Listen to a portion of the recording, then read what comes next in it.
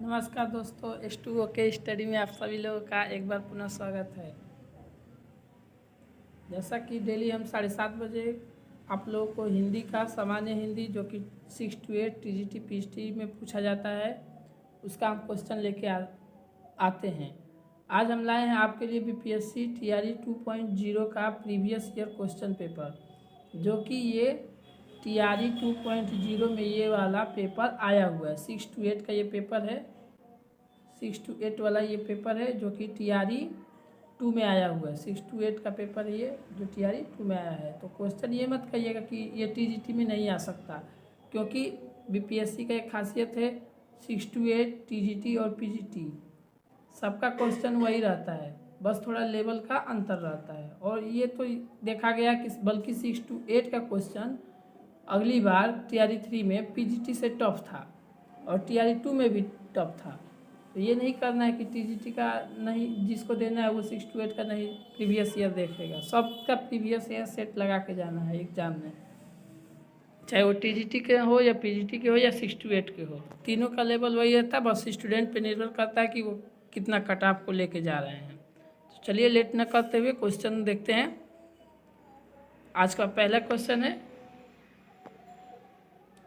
प्रयोग के आधार पर सर्वनाम के कुल कितने भेद हैं? Option A 5, option B 6, option C 4, option D उपयुक्त में से एक से अधिक, उपयुक्त में से कोई नहीं, ऑप्शन ई। जल्दी से सब लोग कमेंट बॉक्स में जवाब देंगे कि प्रयोग के आधार पर सर्वनाम के कुल कितने भेद हैं। तो सर्वनाम के कुल कितने भेद होते हैं बताइए सभी लोग। तो सर्वनाम के कुल 6 भेद होते हैं। ठीक है, एक बार सबका नाम बता देता हूँ आप लोगों को। प्रयोग के अनुसार जो सर्वनाम है उसके 6 भेद होते हैं। पुरुषवाचक सर्वनाम, एक दूसरा होता है निश्चयवाचक सर्वनाम। देखिए यहाँ से लिखते हैं, पुरुषवाचक, निश्चयवाचक। मोबाइल पे थोड़ा लिखना कठिन हो जाता है। निश्चयवाचक, और तीसरा इसी के आगे अनिश्चयवाचक, और चौथा हो जाएगा संबंधवाचक। आप लोग कॉपी पे नोट करते चलेंगे, संबंधवाचक। और पांचवा आपका होता है प्रश्नवाचक, प्रश्नवाचक सर्वनाम। और छठा होता है निजवाचक सर्वनाम, निजवाचक सर्वनाम। तो सब देखते हुए चलेंगे। चलिए, तो 6 हो जाएगा इसका राइट आंसर। ऑप्शन बी जो है, option B sorry, question number 72 जो है, ये क्वेश्चन है कि सर्वनाम का रूपांतरण किस दृष्टि से होता है। सर्वनाम का रूपांतरण किस दृष्टि से होता है आपको बताना है। ऑप्शन ए है पुरुष वचन लिंग भेद, ऑप्शन बी जो है वचन लिंग और संज्ञा, ऑप्शन सी जो है लिंग वचन कारक, ऑप्शन डी जो है उपयुक्त में से एक से अधिक, और ऑप्शन ई जो है उपयुक्त में से कोई नहीं।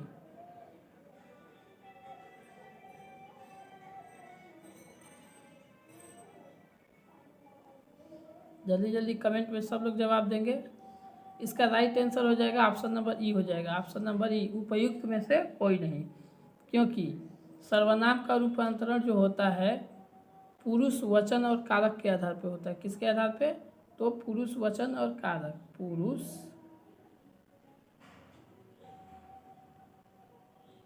वचन और कारक, इसके आधार पर होता है। ठीक है, तो पहला वाले ऑप्शन में क्या था, पुरुष वचन तो था लेकिन लिंग भेद पे नहीं होता है, लिंग भेद पे नहीं होता है। दूसरा ऑप्शन में वचन है और ये संज्ञा है, तो ऐसे ही चला गया। लिंग है, वचन है, इसमें वचन कारक है तो लिंग नहीं होगा, तो ऐसे गलत हो गया। तो इसका राइट आंसर हो जाएगा ऑप्शन नंबर ई, उपयुक्त में से कोई नहीं। और अगर आपको पूछेगा कि किस के आधार पर होता है, तो पुरुष वचन और कारक के आधार पर सर्वनाम का रूपांतरण होता है, ये जरूर याद रखिएगा आप लोग। चलिए बढ़ते हैं नेक्स्ट क्वेश्चन की तरफ। 73 नंबर क्वेश्चन है, विशेषण के भेदों का वर्गीकरण का आधार क्या है। विशेषण के भेदों का वर्गीकरण का आधार क्या है। ऑप्शन ए जो है गुण, संज्ञा, परिणाम, ऑप्शन बी जो है परिणाम, गुण और सर्वनाम, ऑप्शन सी जो है गुण, संज्ञा संख्या, ऑप्शन डी जो है उपयुक्त में से एक से अधिक, ऑप्शन ई जो है उपयुक्त में से कोई नहीं। आप लोग इस पर ट्रिक लगाए हुए आंसर को ना देखिएगा, आप लोग अपने हिसाब से बताइए, इसके बाद उसका राइट आंसर जो बीपीएससी मान्य किया है उसको हम बताएंगे आप लोगों को, जो कि ओरिजिनल फाइनल आंसर किसे मिलाया हुआ आंसर रहेगा उसको हम बताते चलेंगे।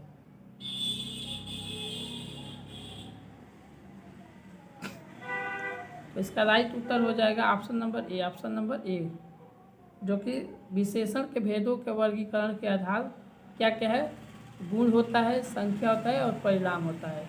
ये एक क्या है, सर्वनामिक, 4 प्रकार से होता है। विशेषण के भेदों का वर्गीकरण का आधार 4 प्रकार से होता है, जो कि विशेषण का भेद आप लोग पढ़ते हैं तो उसमें गुणवाचक विशेषण, संख्यावाचक विशेषण और परिणामवाचक विशेषण और सर्वनामिक विशेषण होता है, और सर्वनामिक विशेषण होता है। इस ऑप्शन में क्या दे दिया है, परिणाम दे दिया है। परिणाम और गुण तो ठीक है, लेकिन सर्वनाम नहीं होता है, क्या होता है, सर्वनामिक। अगर ये सर्वनाम की जगह पे सर्वनामिक लिख दिया होता तो ये भी ऑप्शन क्या हो जाता, सही हो जाता। और इसमें गुण, संज्ञा और परिणाम, इसमें गुण दिया है, संज्ञा नहीं होता है, ठीक है, तो ये गलत है। ये चारों का नाम यहाँ पे हम पहले ऑप्शन में जोड़ दिए हैं, गुण, संख्या, परिणाम और सर्वनामिक विशेषण। चलिए बढ़ते हैं नेक्स्ट क्वेश्चन की तरफ। 74 नंबर क्वेश्चन है कि हिंदी में कारक कितने प्रकार के होते हैं। हिंदी में कारक कितने प्रकार के होते हैं। ऑप्शन ए जो है 6, ऑप्शन सी बी जो है 7, ऑप्शन सी जो है 8, ऑप्शन डी उपयुक्त में से एक से अधिक, ऑप्शन डी उपयुक्त में से कोई नहीं। जल्दी से सब लोग कमेंट में जवाब देंगे, कारक हिंदी में कितने होते हैं।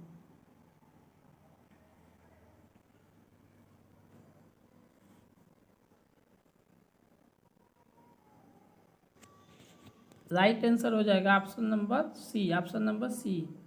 हिंदी में कारक कितने होते हैं, 8 होते हैं। 8 का नाम एक बार बता देते हैं। एक होता है कर्ता कारक, कौन सा कारक, कर्ता कारक। दूसरा कर्म कारक। तीसरा कौन सा होता है, करण कारक। चौथा कौन सा होता है, संप्रदान कारक। इससे चौथा पांचवा कोई भी लिख सकते हैं, संप्रदान कारक। पांचवा कौन सा है, आपादान कारक, आपादान कारक। फिर इसके बाद संबंध का, संबंध वाला होता है कारक। इसके बाद कौन सा होता है, एक होता है आप लोगों का अधिकरण, अधिकरण कारक। एक होता है संबोधन, एक कौन सा होता है, संबोधन, संबोधन कारक, ठीक है।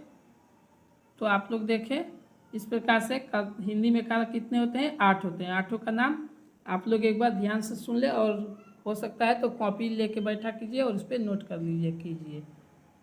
कर्ता कारक, कर्म कारक, करण कारक, संप्रदान कारक, आपादान कारक, संबंध कारक, अधिकरण कारक और संबोधन कारक।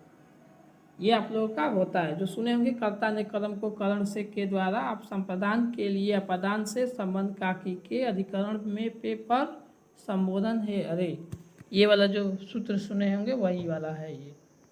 चलिए बढ़ते हैं नेक्स्ट क्वेश्चन की तरफ। आज का 5वां नंबर, अरे 75 नंबर क्वेश्चन है, जो कि 5वां है। को और के लिए किस प्रकार का कारक चिन्ह है। करण कारक का है, संप्रदान कारक का है, कर्म कारक का है, उपयुक्त में से एक से अधिक, उपयुक्त में से कोई नहीं। दोस्तों आपको वीडियो थोड़ा भी अच्छा लग रहा होगा तो वीडियो को एक बार ज़रूर लाइक करें, और जो लोग नए आए होंगे वो चैनल को ज़रूर सब्सक्राइब करें, ताकि हम ऐसे ही क्वेश्चन आप लोगों को लेके आते रहे। जो लोग हमारे बारे में नहीं जानते उनको हम बता दें कि हम 6 to 8 के बीपीएससी के टीचर हैं, हिंदी के टीचर हैं, और हम आप लोगों को डेली 7:30 बजे हिंदी के क्वेश्चन लेकर आते हैं, जो कि प्रीवियस ईयर में क्वेश्चन पूछा जाता है, और अपने एक्सपीरियंस के आधार पर आप लोगों को बताते हैं कि कौन सा क्वेश्चन इम्पोर्टेंट है, कौन सा क्वेश्चन इम्पोर्टेंट नहीं है, और क्या पढ़ना है क्या नहीं पढ़ना है। क्योंकि मैं 6 to 8 का खुद टीचर हूँ और मैंने एग्ज़ाम दिया हुआ है, तो अपने अनुभव आपको शेयर कर सकता हूँ। तो जो लोग चैनल पर नए हैं ना, वो चैनल को जरूर सब्सक्राइब करें। ऐसे ना सोचे कि कोई यूट्यूबर से सिर्फ पढ़ रहे हैं, एक आप लोग जेन्युइन बीपीएससी के टीचर से आप लोग पढ़ रहे हैं, ठीक है। ऐसे नहीं कि भाई कोई भी आंसर हम लगा देंगे और कोई भी कुछ कर लेंगे। मेरा 80 में से 72 नंबर आया था, 80 में से, हिंदी में सिर्फ बता रहा हूँ, 80 में से 72 नंबर आया था, जो कि मेरा दो वो गोला होता है फिल करने के लिए, वो मेरा क्या हो गया था, गलत हो गया था भरते टाइम।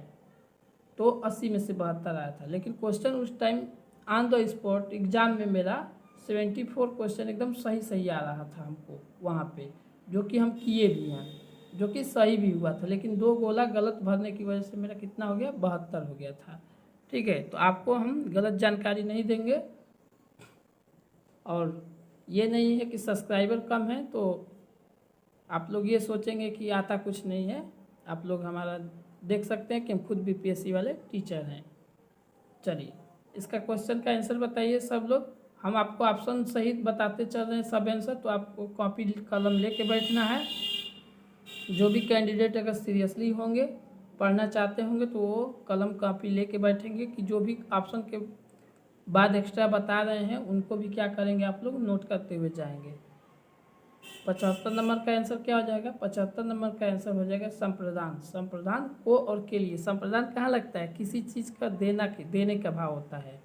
जैसे राजा ने प्रजा को क्या बांटा, कंबल बांटा। अध्यापक ने विद्यार्थियों को मिठाई बांटी। तो जहाँ भी देने का भाव आ जाता है वहाँ पे क्या होता है, संप्रदान कारक। अभी ऊपर कारक का क्वेश्चन था ना। और करण कारक में क्या होता है, से और के द्वारा होता है, से और के द्वारा, से और के द्वारा। जैसे आप क्या बोल सकते हैं, जैसे मैं कुल्हाड़ी से वृक्ष काटता हूँ, तो उसमें से आ गया, वहाँ पे करण कारक होगा। मैं कुल्हाड़ी के द्वारा वृक्ष काटता हूँ, ये भी कौन सा करण में आएगा, करण कारक में आ जाएगा। और एक होता है कर्म कारक, कर्म में को, जैसे मैं आम को खाया, मतलब फल हो गया, आम को खा रहा हूँ, ठीक है, तो वो हो जाएगा। चलिए बढ़ते हैं 76 नंबर क्वेश्चन की तरफ। आज का 76 नंबर क्वेश्चन है, देखिए अभी कारक वाला क्वेश्चन बता रहे थे, वही D2 क्वेश्चन वही आ गया। जिसके लिए कुछ किया जाए या जिसको कुछ दिया जाए, इसका बोध कराने वाले शब्द रूप को कहते हैं अधिकरण कारक। अपादान का, अपादान संप्रदान है पहले, फिर अपादान। उपयुक्त में से एक से अधिक, उपयुक्त में से कोई नहीं। जल्दी से सब लोग कमेंट बॉक्स में जवाब देंगे। अभी 75 नंबर क्वेश्चन में आया था और हम इसको क्लियर भी किए थे। इसका राइट आंसर हो जाएगा क्या, ऑप्शन नंबर बी हो जाएगा, ऑप्शन नंबर बी संप्रदान। जहाँ पे किसी को देने का भाव आए, कुछ किया जाए या दिया जाए, तो किस में दिया जाता है। जैसे अभी बताया था कि राजा ने प्रजा को कंबल बांटा, फिर अध्यापक ने विद्यार्थियों को मिठाई बांटा, या आप ही लोग किसी को कुछ देते होंगे तो उसके पे बोल देंगे। जैसे मोहन है, मोहन रमेश को पुस्तक दिया, तो देने का भाव आया ना, तो वहाँ पे क्या होगा, संप्रदान कारक हो जाएगा। जो भी किसी को कुछ देगा तो क्या हो जाएगा, संप्रदान कारक में जाएगा। चलिए 77 नंबर क्वेश्चन है, क्रिया के जिस रूप से क्रिया के होने का समय तथा उसकी पूर्णता या अपूर्णता का बोध हो, उसे क्या कहते हैं, बताना है इसको। ऑप्शन ए जो है काल, ऑप्शन बी परसर्ग, ऑप्शन सी कारक, ऑप्शन डी उपयुक्त में से एक से अधिक, ऑप्शन ई उपयुक्त में से कोई नहीं। जल्दी से बताइए आप लोग।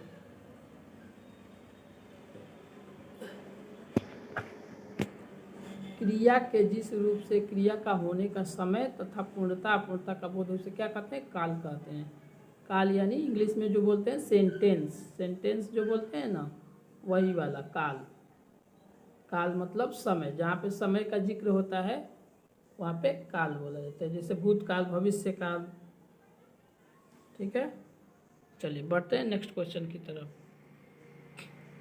ये आपको बताना है 78 नंबर में कि यदि वर्षा होगी तो फसल अच्छी होगी, यदि वर्षा होगी तो फसल अच्छी होगी। यह किस काल का उदाहरण है, भूतकाल का, वर्तमान काल का, भविष्य काल का, उपर्युक्त में से एक से अधिक, उपर्युक्त में से कोई नहीं। आपको बताना है कि यदि वर्षा होगी तो फसल अच्छी होगी। ये किस काल का उदाहरण है? तो राइट आंसर आपका भविष्य काल का हो जाएगा, क्योंकि ये सिंपल क्वेश्चन है। वर्षा होगी तब फसल अच्छी होगी, तो ये भविष्य की बात की जा रही है। नेक्स्ट क्वेश्चन है 79 नंबर। थोड़ा स्पीड बढ़ाते हैं। जब दो शब्द समास युक्त होकर किसी तीसरे शब्द का विशेषण बन जाए उसे कहते हैं बहुव्रीहि समास, कर्मधारय समास, तत्पुरुष समास, उपयुक्त में से एक से अधिक। चलिए बताइए इसको। ऑप्शन ई जो है उपयुक्त में से कोई नहीं। दो ऑप्शन फिक्स है आपका, डी और ई, एक से अधिक और कोई नहीं वाला। चलिए इसका राइट आंसर हो जाएगा आपका ऑप्शन नंबर ए, बहुव्रीहि समास। जब दो शब्द समास युक्त होकर किसी तीसरे को बताते हैं वो क्या होता है? बहुव्रीहि समास। जैसे दशानन, दशानन अर्थात रावण, 10 मुख वाला अर्थात रावण, तो तीसरे को बता रहा है। ठीक है। लंबोदर, लंबोदर, ठीक है, लंबोदर अर्थात किसको बोला जाता है? लंबा हो जिसका उदर, लंबा और उदर मिला के दो शब्द माना ना समास युक्त, और तीसरे शब्द को दिखाएगा तो तीसरा शब्द लंबोदर से क्या किसको दिखाएगा? लंबोदर किसको बोलते हैं? तो गणेश जी को, अर्थात गणेश जी। तो ये क्या हो जाएगा? बहुव्रीहि समास हो जाएगा। ठीक है। चलिए बढ़ते हैं आज का 80 नंबर क्वेश्चन की तरफ। निम्नलिखित में से गुण संधि का उदाहरण कौन सा है? महोषधि, महोत्सव, अधीश्वर, उपयुक्त में से एक से अधिक, उपयुक्त में से कोई नहीं। आपको बताना है गुण संधि का उदाहरण कौन सा है। और महोत्सव, महोषधि और अधीश्वर, आपको बताओ कि कौन सा उदाहरण होगा गुण संधि का।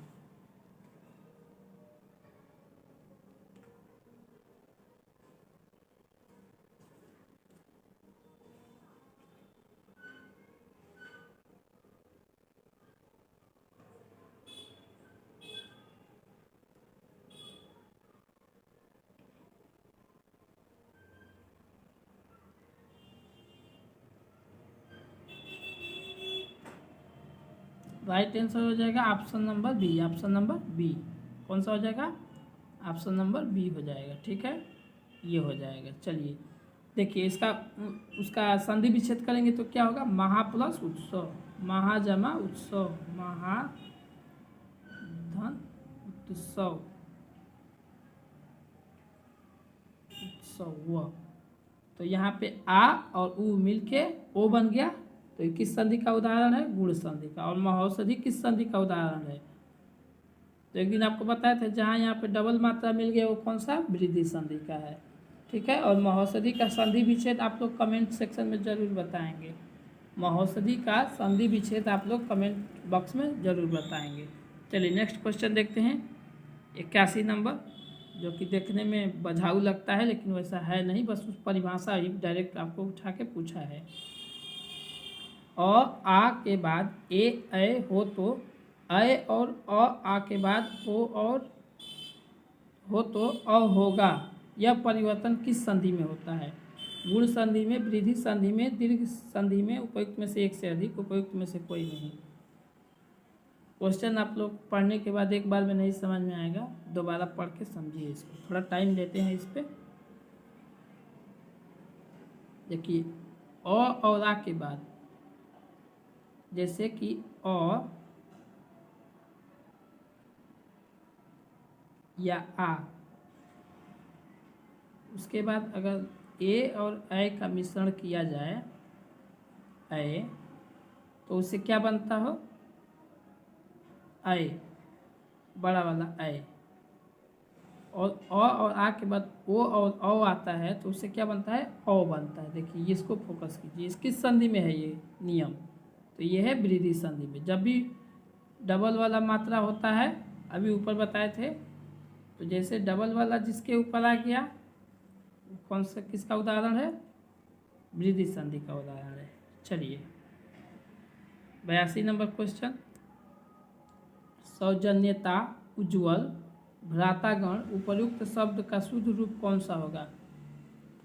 शुद्ध रूप बताना है इसका, जल्दी से बताइए। अब इसका ऑप्शन पढ़ने का कोई सेंस नहीं है क्योंकि कुछ गलत है कुछ सही है, तो आप इसका सही आप वाला आंसर बताइए जल्दी से।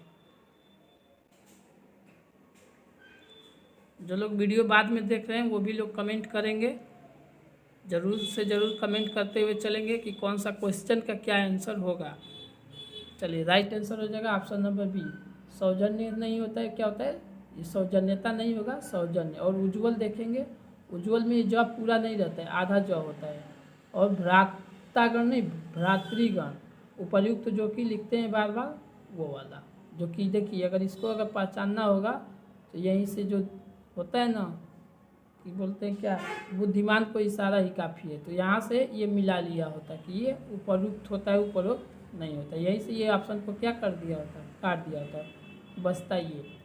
ठीक है, चलिए, नकल के लिए भी अकल होना चाहिए, राइट। चलिए, ये क्वेश्चन है, इसका भी शुद्ध रूप बताना है आपको। मैं अपनी बात का स्पष्टीकरण के लिए तैयार हूँ। मैं अपनी बात का स्पष्टीकरण के लिए तैयार हूँ, उक्त वाक्य का शुद्ध रूप क्या होगा? ऑप्शन ए, मैं अपनी बातों के स्पष्टीकरण के लिए तैयार हूँ। ऑप्शन बी, मैं अपनी बात के स्पष्टीकरण के लिए तैयार हूँ। ऑप्शन सी, मैं अपनी बात का स्पष्टीकरण करने के लिए तैयार हूँ। ऑप्शन डी, उपयुक्त में से एक से अधिक। ऑप्शन डी, उपयुक्त में से कोई नहीं। जल्दी से बताएंगे सब लोग। राइट आंसर हो जाएगा ऑप्शन नंबर बी, मैं अपनी बात के स्पष्टीकरण के लिए तैयार हूँ। ठीक है, ये सही है आपका।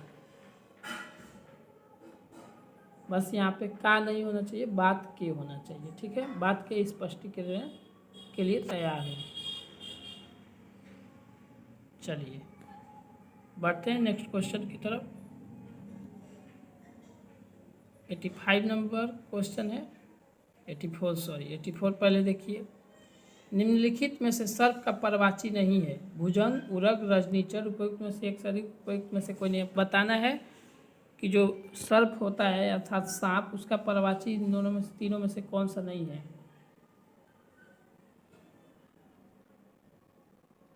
तो सर्प का परवाची भुजंग भी होता है और उरग भी होता है, और रजनीचर नहीं होता। रजनीचर का अर्थ क्या होता है? रात को विचरण करने वाला। तो रात में विचरण कौन करता है? राक्षस करते हैं, तो ये तो राक्षस हो गया। और जो कुछ कुछ पक्षी होते हैं रात को, उल्लू हो गया, वो भी रजनीचर हो जाएगा। ठीक है, तो इसका राइट आंसर क्या हो जाएगा? नहीं का ऑप्शन नहीं में जुड़ेगा, रजनीचर, जो कि सर्प का परवाची नहीं है। बढ़ते हैं नेक्स्ट क्वेश्चन, और यहीं तक आज का लास्ट रहने देते हैं, इसके आगे हम आप लोगों को कल करवाएंगे।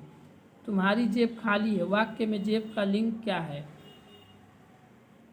तुम्हारी जेब खाली है, वाक्य में जेब का लिंग क्या है? स्त्रीलिंग, जड़, पुल्लिंग, उपयुक्त में से एक से अधिक, उपयुक्त में से कोई नहीं। तो आप लोग लिंग समझते हैं, या तो स्त्रीलिंग होता है या तो पुल्लिंग। ये जड़ मड़ कुछ नहीं होता, तो ये तो ऐसे ही कट गया। बचा दो ऑप्शन आपका, एक स्त्रीलिंग और पुल्लिंग। तो जेब खाली है, खाली है तो क्या? स्त्रीलिंग है। चलिए, आज का क्वेश्चन इतना ही रहने देते हैं। दोस्तों, वीडियो अच्छी लगी हो तो क्या करेंगे? लाइक ज़रूर करेंगे, जो यहाँ तक देख रहा होगा। शेयर भी कीजिए ताकि और लोग भी देखें, ताकि आंसर देने में मज़ा आए। और जो लोग चैनल पर नए हों वो प्लीज़ सब्सक्राइब कर दीजिए, ठीक है, ताकि हम आपके लिए डेली ऐसे वीडियो और लेके आते रहेंगे और ज़्यादा से ज़्यादा लोगों तक पहुंच पाए ये वीडियो। ठीक है दोस्तों, मिलेंगे नेक्स्ट दिन 86 नंबर क्वेश्चन के साथ। तब तक इतना आप लोग तैयार रखिए, मिलते हैं नेक्स्ट वीडियो में नए क्वेश्चन के साथ। जय हिंद।